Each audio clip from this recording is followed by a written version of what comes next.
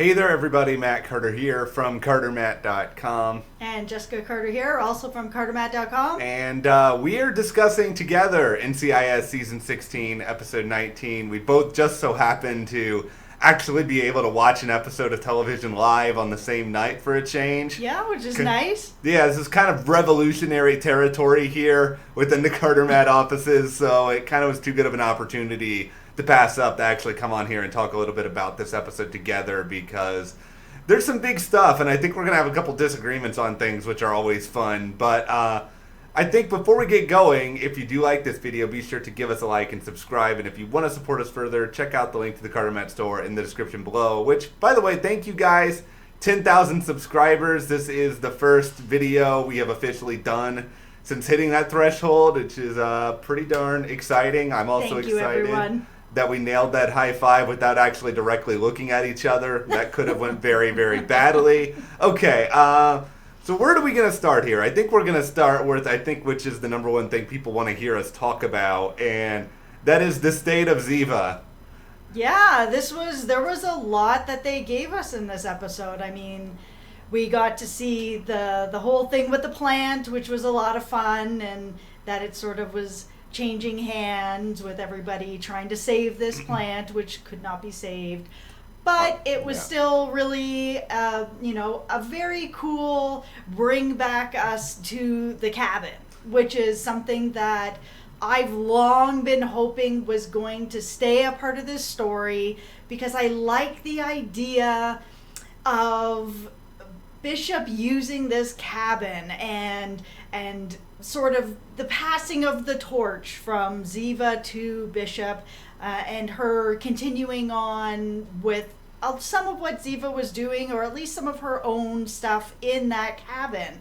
And it leaves it open that, should Ziva ever want to talk to Bishop, this is the way that she's done it. So keeping this cabin going, I was pretty bummed out when I first heard that she was like, clearing out the cabin. And I thought, oh man, there goes my theory of what I want to see is, this continuation. I think we have to just be kind of collectively cognizant that this story is moving at a crawl. Yeah, and was even talking to some people about today. Everybody really wants to see this story moving forward quickly, but this is NCIS, so you gotta... we had that Vance story that started at the beginning of the season with the CIA. We didn't get really anything until, last episode. So it moves slow. Now, I'm about to get really weird, so just everybody be forewarned here with that. But I've known you 10 years. I'm ready for it. This is NCIS almost life imitating art in a way, because I feel like we have this sort of existential scene with Gibbs in this episode where Gibbs is like trying to freak out on himself, and he's talking about how he's like breaking one of his own rules. He doesn't care about it anymore. It's like NCIS is kind of playing around with their own rules a little bit too. I mean, think about it. In between, like, we've had this Ziva storyline mentioned maybe in like, I don't want to, like, maybe like the past 4 or 5 episodes in some shape or form. Like, even if it's been a really quick reference, I can't snap, sorry about that, but it's been there a lot. And then we've had this Vance story that's kind of been coming through a lot. Like, they're actually being reasonably serialized for NCIS. Yeah, they are, and they're ramping this last couple of episodes up for the end of the season, which is kind of exciting. Yeah, and okay, so the thing that I think really sticks with me, I mean, well, you said it with Bishop and Ziva's office, that I think clearly they're leaving that office in play for a very specific reason. They want us to revisit it at some point. Should Ziva decide one day to just like bust down the door, I'm sure that's not how she would actually enter. No, probably not. But I like the idea that it's open for communication now. So, we've already had the one communication. Yeah. She's gonna figure out that Bishop is still in that office. So maybe. Well, we have also this discussion between Bishop and Gibbs in this episode, which I think was really, really interesting, because I feel like Bishop was almost trying to like Jedi mind trick Gibbs and having this sort of conversation, being like, look at the plant, and now I'm going to say something to you to see exactly how you react. It's like you can tell that this is probably eating her up alive, and I mean, I would understand why. She knows how much these people care about Ziva. She doesn't actually know Ziva. But yet, she's becoming invested in Ziva, too. Yeah, she's becoming invested in it, and she's just got this secret, and she wants to be able to tell someone, but I think she doesn't want to betray Ziva's confidence, so it's like saying something really vague that's just sort of just like, if you know something, say something to Gibbs, I think was her way of trying to like get away with it without actually breaking any sort of rule here. But if Gibbs knows, he's obviously not going to admit that he knows. It's not going to happen. All right, let's put our feet to the fire here. Do you think that Gibbs knows? We're going here, people. We're going here. There's a part of me that feels like he doesn't, but there is a part of me that feels like he does, and that he's been holding on to this secret for years and years and years.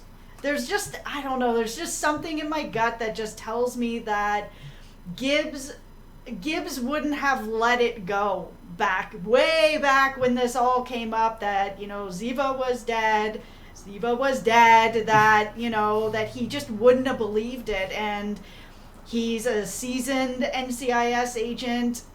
Is he not going to be able to kind of figure it out, or at the very least feel that there's enough loose ends open out there that he may not know for certain, but I feel like there's a part of him that may have feel that this is a thing.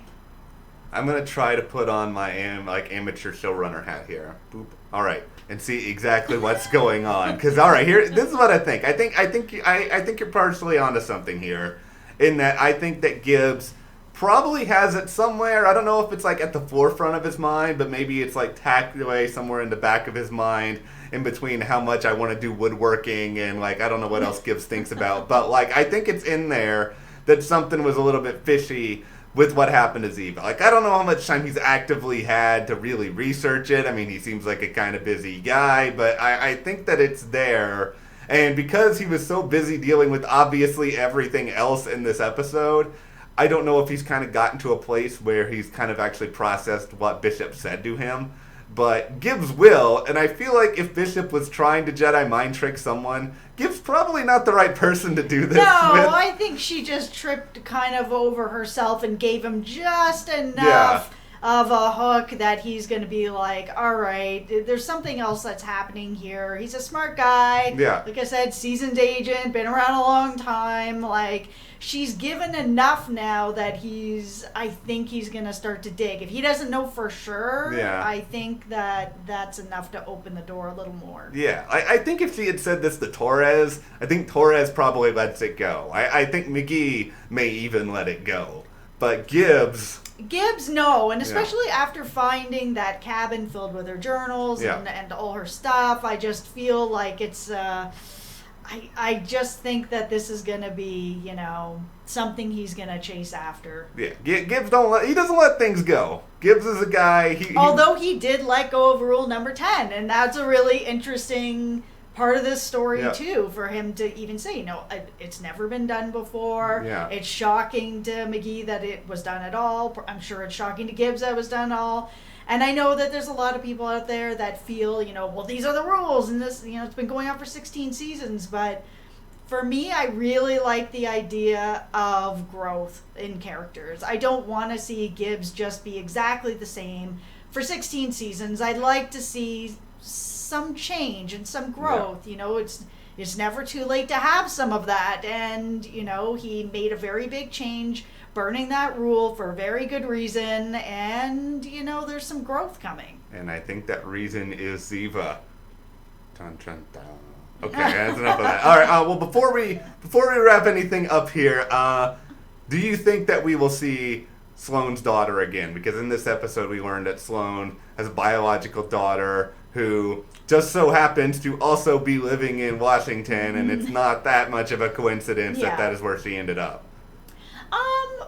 I think we will probably see her again. I mean, they left it really open-ended with that, and, you know, I get where the daughter was coming from, that maybe she doesn't want to open that door, and maybe she doesn't open the door, but I feel like with the show leaving the phone number and sort of pulling on that heartstring with here's the picture of, me and you when you were a baby, that maybe it's just enough for her to reach out later on. It may not be this season, but maybe again. Yeah, I think this is like the Ziva thing. I think we're going to get more on this season, but I feel like this may be something that they're just kind of dropping in, leaving us to think about it, because like you said, it's kind of understandable where the daughter is coming from here at this particular point. Yeah, and she's at an age that maybe she doesn't want to open that door. Yep. There's too much hurt there. She doesn't want to understand. Yeah. She's moved into a different life.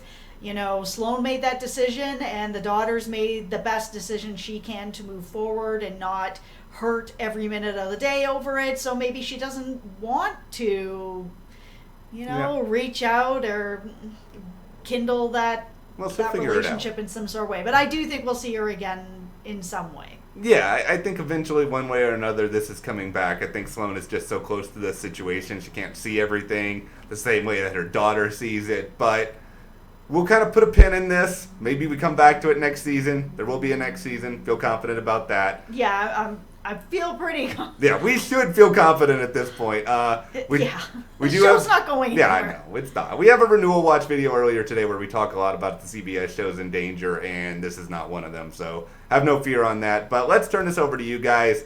What did you think about this episode? What are your Ziva theories, your thoughts? Share in the comments. Give us a like, subscribe, and you can support us further by checking the link to the CarterMatt store in the description below. Thank you guys so much for watching, and we will see you here next time.